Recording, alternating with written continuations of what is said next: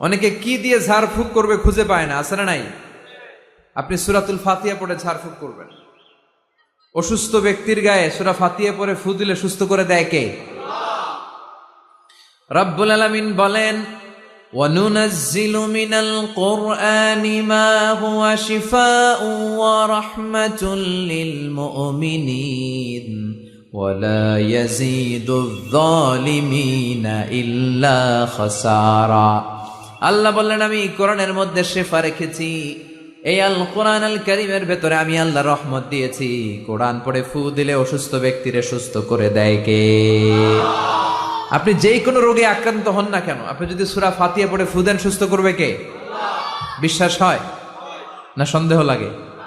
যাদের বিশ্বাস হয় তাদের ফুতে কাজ হয়ে যাবে, আর যাদের সন্দেহ লাগে এরা 1000 বার ফু দিলেও কোনো কাজ হবে না।